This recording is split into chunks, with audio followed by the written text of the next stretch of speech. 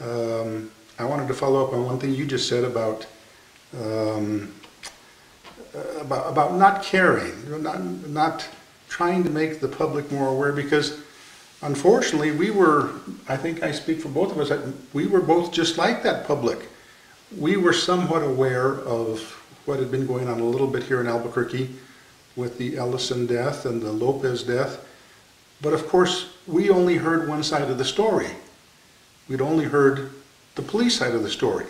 And when you listen to the police side of the story, well, you think, well, it was unfortunate, but they probably did the only thing they could do.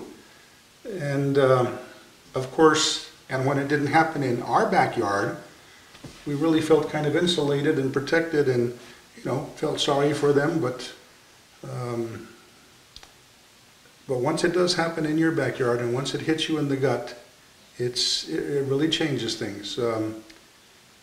For the last 3 years, we have been on a journey, and we've been on a mission.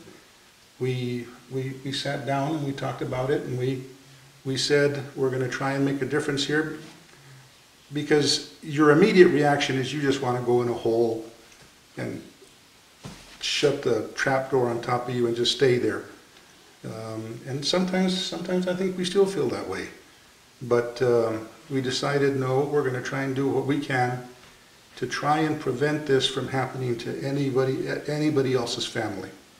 And I think that's what we've been trying to do for the last 3 years.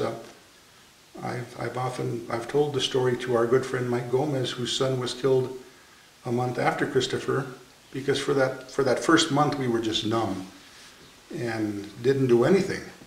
And I still feel a little guilty that we didn't do anything, because had we done something a little sooner, I don't know, maybe we might have been able to do something to prevent Mike and his family from having to go through what we did.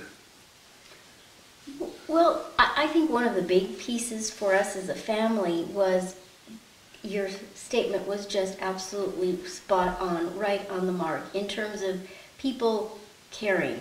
Perhaps it's raising awareness, because again, what we know is what the media feeds us.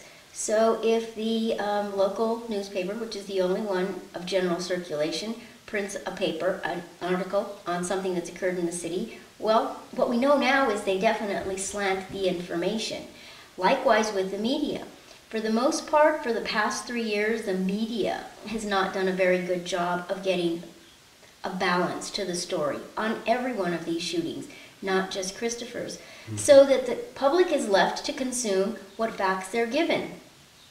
And if you don't know the rest of the story, on the face of it, it appears, because they always talk about they had a lengthy criminal history. You hear that on every shooting. Even if it isn't factual, those are the first words out of the city administration, APD, lengthy criminal history.